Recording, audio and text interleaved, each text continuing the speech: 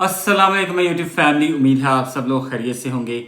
आज की मेरी वीडियो है पीएमएस मिनिस्ट्रियल कोटा के पेपर के हवाले से। ये जो रिसेंटली डिस्क्रिप्टिव के दो पेपर्स हुए थे ऐसे टाइप्स, जिसमें इंग्लिश ऐसे और उर्दू ऐसे का पेपर हुआ था 24/8/2025 को, उसके हवाले से आज मैं जो है वो पीएमएस के पेपर्स का और पीएमएस का ओवरऑल मिनिस्ट्रियल कोटा के हवाले से एनालिसिस आप लोगों के सामने पेश करूंगा। और बहुत सारे ऐसे क्वेश्चंस जो कि डिफरेंट फोरम्स पर पूछे गए तलबा की जानिब से, और मेरे यूट्यूब चैनल पर भी पूछे गए, और मुझसे पर्सनली भी बहुत सारे स्टूडेंट्स ने ये क्वेश्चंस पूछे। तो इन सब को आंसर करने की मैं कोशिश करूँगा इंशाल्लाह इस वीडियो के अंदर। मेरे साथ रहिएगा और मेरे चैनल को काइंडली लाइक, शेयर और सब्सक्राइब ज़रूर कीजिएगा ताकि मैं आप लोगों के लिए मज़ीद इस तरह की वीडियोज़ बना सकूँ। अच्छा जी, बात शुरू करते हैं पेपर के हवाले से। सबसे पहले बात करते हैं कि पीएमएस मिनिस्ट्रियल कोटा का जो लास्ट टाइम पेपर हुआ था, जिसमें एक सीट थी, और उससे पहले जो पेपर हुए थे उन सब में ऐसे जो था वो 25 मार्क्स का था, और टाइम पेपर का 1 घंटा था। एक आवर में आप लोगों ने 25 मार्क्स का जो पेपर है वो अटेम्प्ट करना होता है। इंग्लिश ऐसे का भी और उर्दू ऐसे का भी अलग अलग टाइम में, एक ही वक्त में ये दोनों पेपर्स नहीं दिए जाते। तो इस दफ़ा सूरत हाल क्या हुई? पेपर तो अलग अलग ही हुए, लेकिन कैसे पेपर ये कंडक्ट किया गया पीपीएससी की जानिब से, ये एक बहुत बड़ा क्वेश्चन मार्क है। मिसाल के तौर पे पीपीएससी की तरफ से सिलेबस जब इशू किया जाता है तो उसके अंदर वाज़ेह तौर पर ये मेंशन होता है कि पेपर जो है वो 25 मार्क्स का आएगा, इंग्लिश ऐसे का और उर्दू ऐसे का। और जो लोग भी इसमें पार्टिसिपेट करेंगे उन सब लोगों को मैक्सिमम 25 मार्क्स के हिसाब से 500 या 600 या चले 700 अल्फाज तक उन्हें अपना जो मजमून है वो लिखना होगा। लेकिन यहाँ हालात मुख्तलिफ थे। जब पेपर स्टूडेंट्स को मिलता है, कैंडिडेट्स को मिलता है, तो उसके अंदर टाइम लिखा होता है पेपर पूरा करने के लिए 2 घंटे, और उसके साथ लिखा हुआ है कंपलसरी तौर पर कि आपने आउटलाइन बनानी है, और उसके बाद आपने 1500 से 1600 वर्ड्स भी लिखने हैं। तो बहुत सारे जो तलबा थे उनके लिए ये एक बहुत बड़ा चैलेंज था, क्योंकि कोई भी यूनिवर्सिटी इस चीज़ के लिए अपने स्टूडेंट्स को तैयार नहीं करती कि उनके अंदर इतनी सेल्फ राइटिंग की एक्सपर्टीज़ हो कि वो एक्सटेम्पोर राइटिंग करें, फिलबदी लिखें। और ऐसे ऐसे टॉपिक्स दिए गए, टॉपिक्स पर तो मैं बाद में आऊँगा कि बहुत हैरानकुन हद तक जो टॉपिक्स थे वो पीएमएस मिनिस्ट्रियल कोटा के लिए सूटेबल ही नहीं थे जो टॉपिक्स दिए गए। अच्छा, जब बात करते हैं कि कितने तलबा जो थे वो इम्तिहान में शामिल हुए, इस इम्तिहान के अंदर 5000 प्लस तलबा जो थे उन्होंने क्वालिफाई किया था फर्स्ट स्टेज में। अब सेकंड फेज़ के लिए जो तलबा थे वो 5000 प्लस थे। उन्होंने उनमें से तकरीबन 3500 अफराद जो थे, एक मोहतात अंदाजे के मुताबिक, वो इस पेपर में शरीक थे, इंग्लिश ऐसे के और उर्दू ऐसे के। 100 से ज़्यादा तलबा ऐसे थे जिनको पीपीएससी के इम्तिहानी मरकज़ में दाखिल ही ना होने दिया, क्योंकि वो लेट थे अपने टाइम से। पेपर जो था वो बिल्कुल 10 बजे स्टार्ट हो चुका था, तो तलबा अभी तक इसी गुमान में थे कि जैसे one paper MCQs type paper में अगर 10 बजे का टाइम लिखा होता है तो 10:30 तक एंट्री की इजाज़त होती है, लेकिन इस सूरत हाल में ऐसा नहीं था। चलें, ये तो पीपीएससी की एफिशिएंसी है कि उन्होंने जो टाइम बताया उसी टाइम पे उन्होंने पेपर शुरू किया।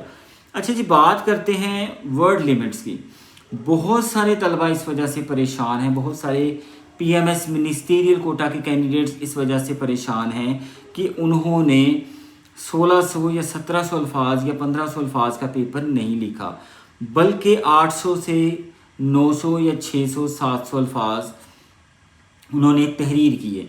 यानी कि अगर रफली कहा जाए तो 600 से लेकर 900 अल्फाज ओवरऑल जितने भी तलबा थे उन्होंने तहरीर किए। हालांकि डिमांड ये थी कि आपने आउटलाइन के अलावा 1600 अल्फाज जो है कम से कम तहरीर करने हैं, किसी भी ऐसे के लिए आपने वो लिखने हैं। और देखा जाए तो 6 से 800-900 जो वर्ड्स हैं ये 7 से 9 पेज बनते हैं, जबकि 1600 जो वर्ड्स हैं उनके लिए जो पेजेस दरकार होते हैं वो कम से कम 14-15 पेजेस होंगे, या इससे भी ऊपर जा सकते हैं। हैंड राइटिंग पर डिपेंड करता है कि आप एक लाइन में 4 वर्ड्स लिखते हैं या 5 लिखते हैं या 6 लिखते हैं, तो ये आपकी हैंड राइटिंग पर डिपेंड करता है। लेकिन रफली अगर 1600 अल्फाज जो हैं वो पूरे करने हैं तो आपको कम से कम 15 पेजेस चाहिए होंगे। अच्छा, एक और छोटी सी चीज़ मैं इसमें मेंशन करना चाहूँगा कि जिन तलबा ने अब पेपर लिखा है, ऐसे लिखे हैं 600 से 800 अल्फाज उन्होंने लिख दिया है, उर्दू का मजमून 800 अल्फाज तक लिख दिया है, انگلش کا مضمون 800 الفاظ تک لکھ دیا ہے، تو کیا ان کے مارکس جو ہیں وہ 10 آ جائیں گے، پاسنگ مارکس آ جائیں گے؟ کیا وہ 15 نمبر لے سکیں گے؟ اگر ان کے آبجیکٹیو میں کم ہیں تو ان کا ٹارگٹ تو یہی تھا کہ وہ اس میں کم از کم 15 نمبر لیں یا 10-15 نمبر لیں تو وہ آگے نکل جائیں۔ تو اب سوال یہ پیدا ہوتا ہے کہ کیا پی پی ایس سی اتنے ورڈز کو ایکسیپٹ کرے گا؟ تو میرے حساب سے تو ان کو کرنا چاہیے اور وہ کریں گے بھی، اور اس کا ابھی تک ان کی طرف سے کوئی نوٹیفیکیشن، کوئی ان کی طرف سے بتایا نہیں گیا کسی فورم پر بھی کہ وہ کرائٹیریا کیا ہے جس پر وہ پیپر چیک کرتے ہیں۔ لیکن میں جنرلی آپ کو ایک چیز بتا دوں کہ انگلش کا پیپر کبھی بھی آپ لینتھی نہ لکھیں۔ اگر آپ سے انگلش میں کہا گیا ہے کہ آپ 2000 ورڈز لکھیں تو کم از کم آپ زیادہ سے زیادہ 1500 الفاظ تحریر کریں، اور اگر آپ سے کہا جاتا ہے 1500 ورڈز تو 1000 پلس ورڈ سے اوپر نہ جائیں آپ، تو 1000 ورڈز انف ہے، اور اگر 1000 کہا گیا ہے تو آپ 800 ورڈز تک رک جائیں۔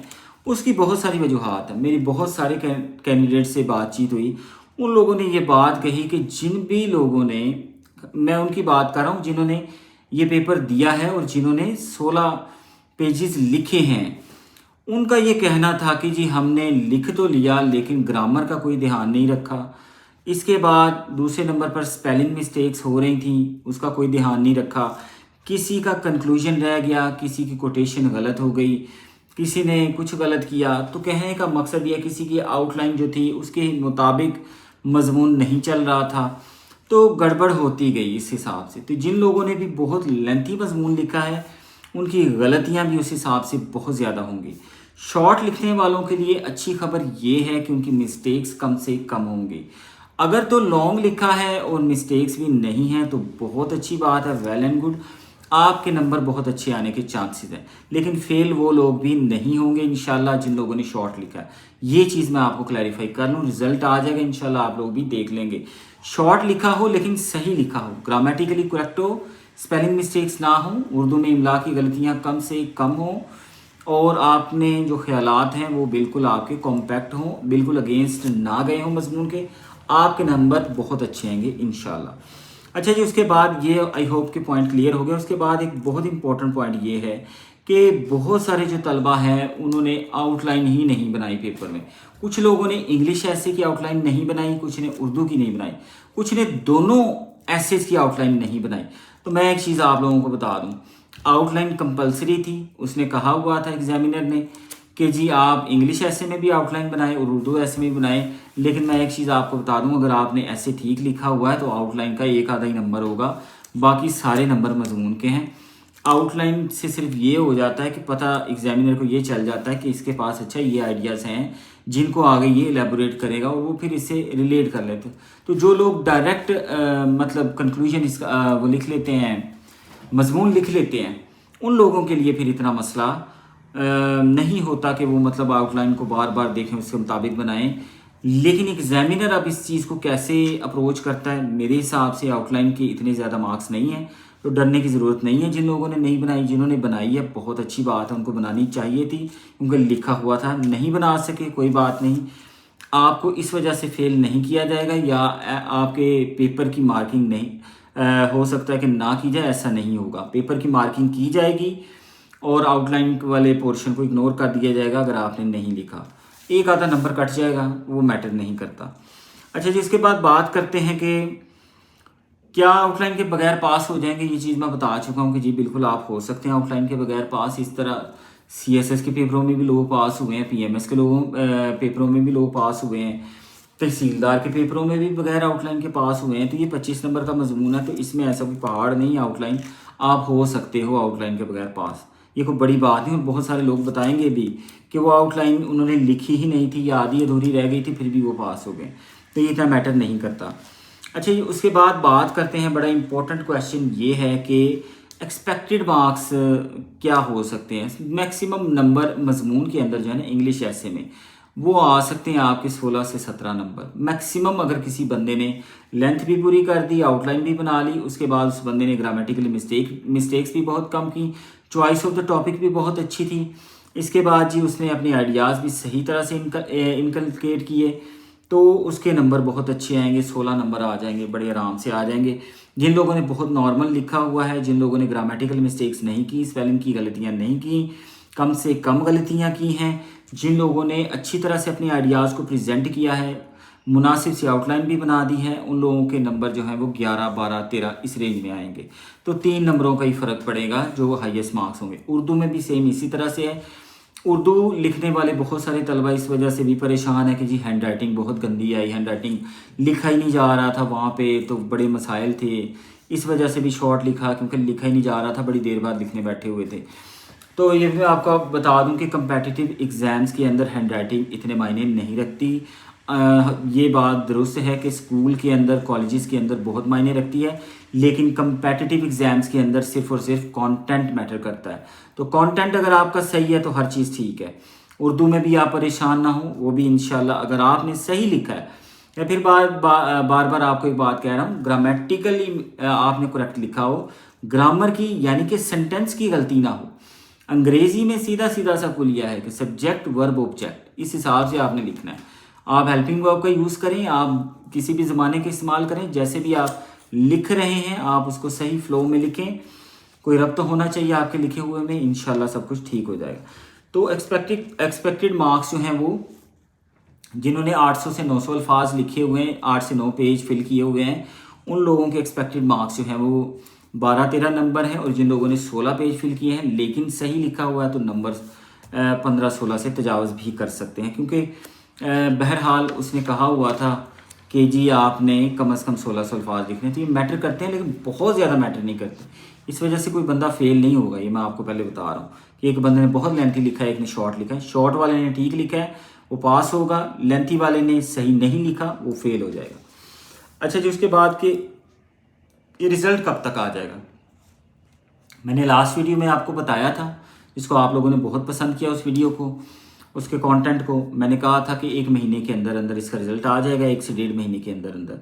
बहुत चांसेस हैं आपके पास कि सितंबर गुजर जाएगा, लेकिन अक्टूबर के मिड में या एंड में रिज़ल्ट जो है वो आ सकता है, चांसेस हैं। डिपेंड करता है कि पीपीएससी पेपर चेकिंग मुकम्मल करवा दे। पेपर इतने ज़्यादा नहीं हैं, सिर्फ 3500 पेपर्स हैं और बड़े आराम से चेक हो सकते हैं और बड़ी जल्दी चेक हो सकते हैं।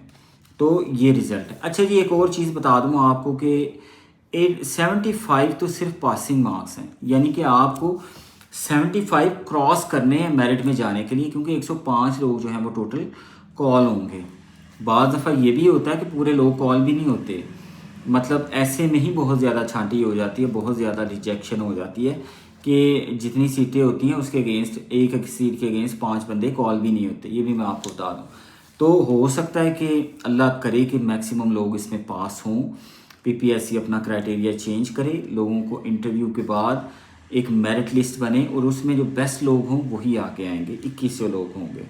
तो ये थी जी मेरी आज तक की वीडियो। इंशाल्लाह उम्मीद है कि आप लोगों को बहुत पसंद आई होगी, और काइंडली मेरे चैनल को सब्सक्राइब ज़रूर कर लीजिएगा। इंशाल्लाह आप लोगों के लिए मज़ीद इन्फॉर्मेशन के साथ, मज़ीद मालूमात के साथ हाजिर होऊंगा। इजाज़त दीजिए, अल्लाह हाफ़िज़, बहुत बहुत शुक्रिया।